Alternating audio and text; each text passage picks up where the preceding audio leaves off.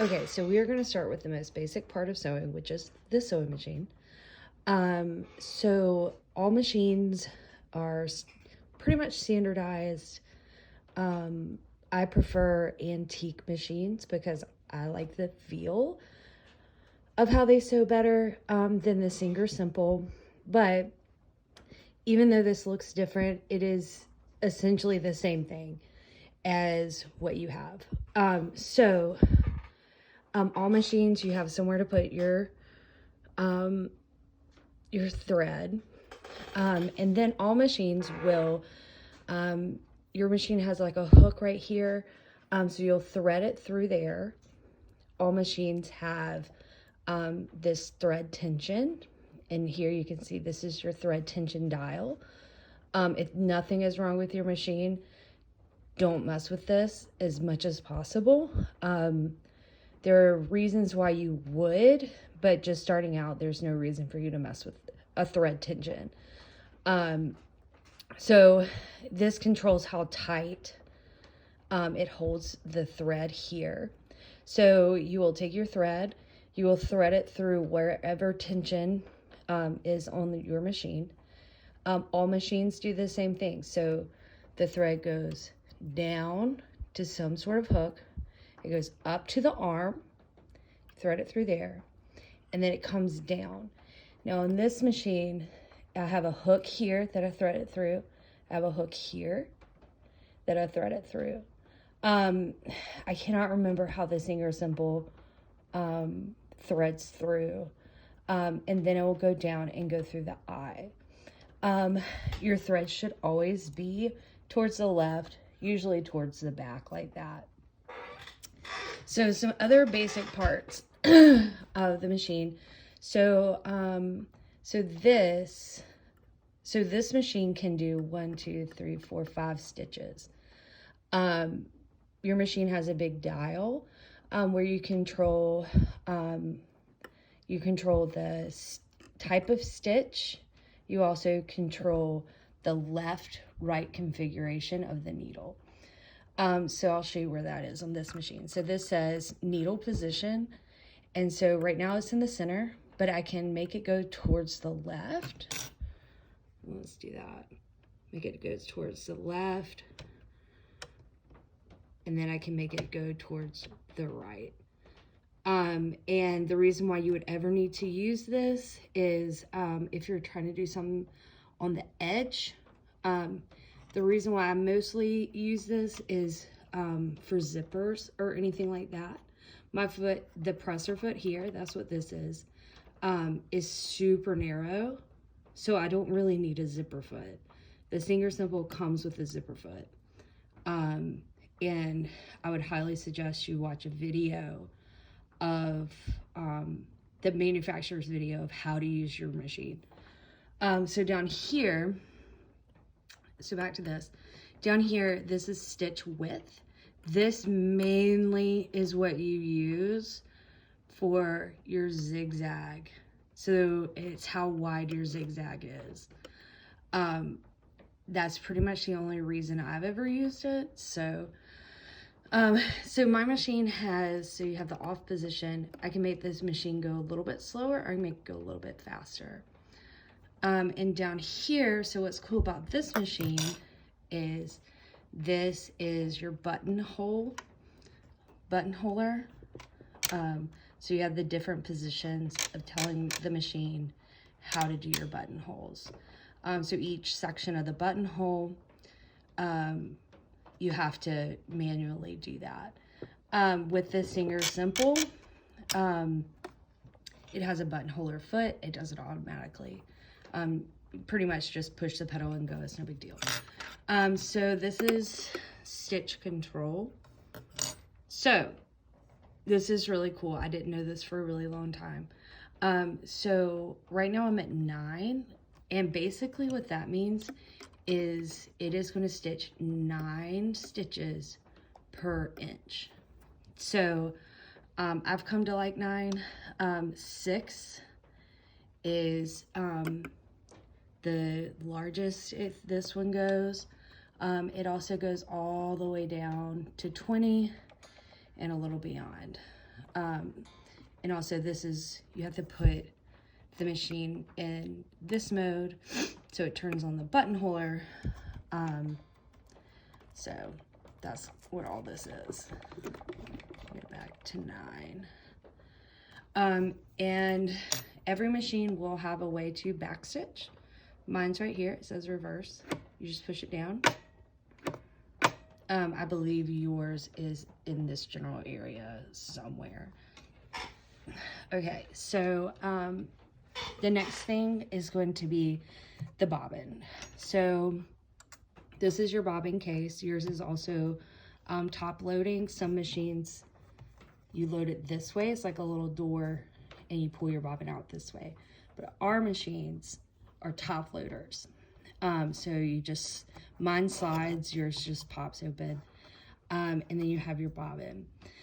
So this is the bobbin case, this right here. This is the bobbin case.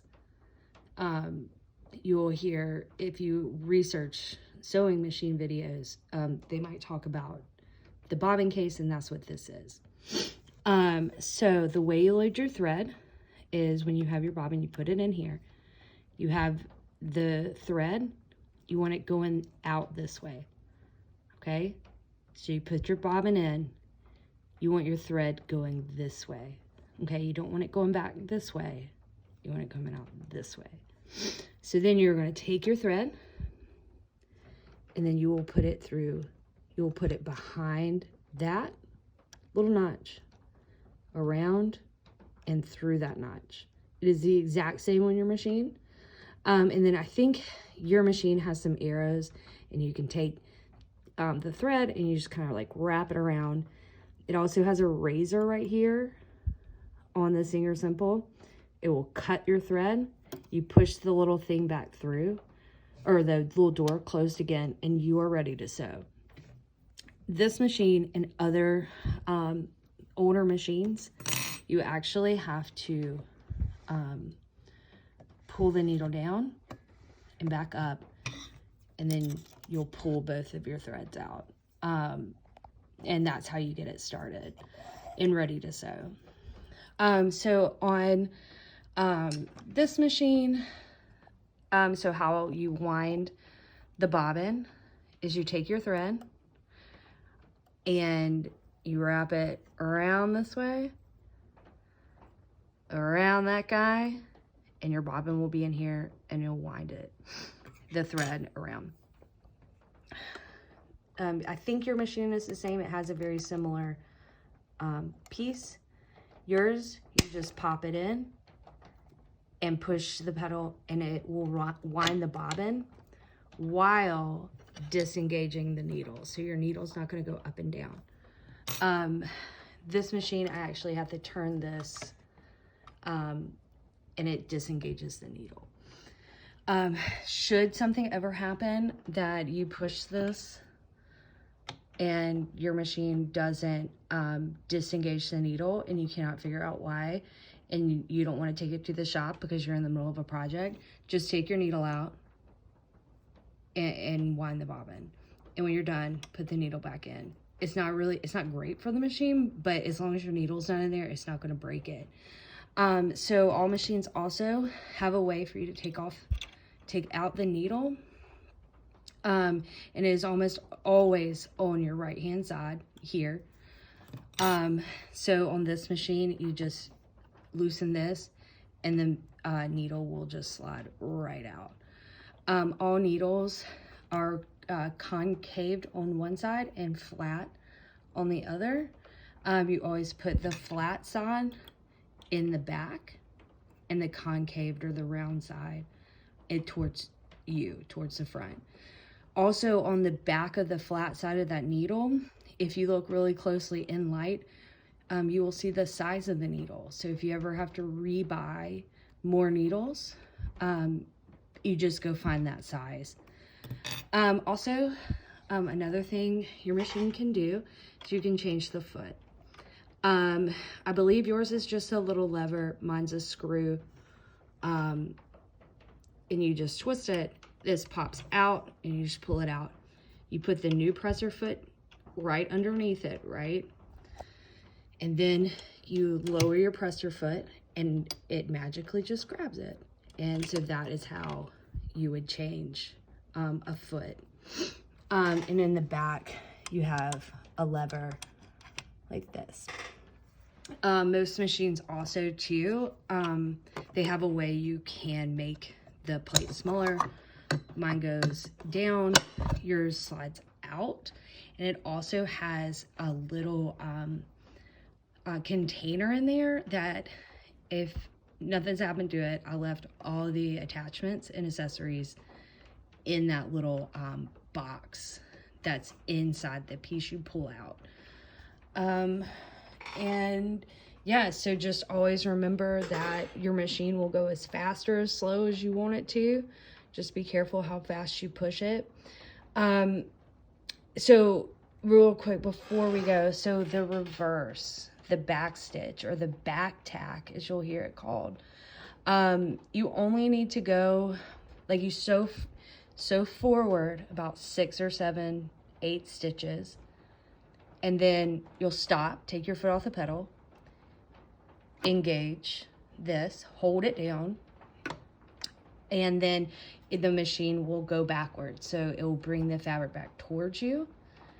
Try to stay in the same line, and you will release this because you'll stop the pedal, release your back stitch, and it will sew forward again. And the purpose of that is to not entangle the thread so that you don't, your stitches don't come out. You can do a back stitch in all stitches. So you can also back stitch with like the zigzag as well. So those are the details of a sewing machine.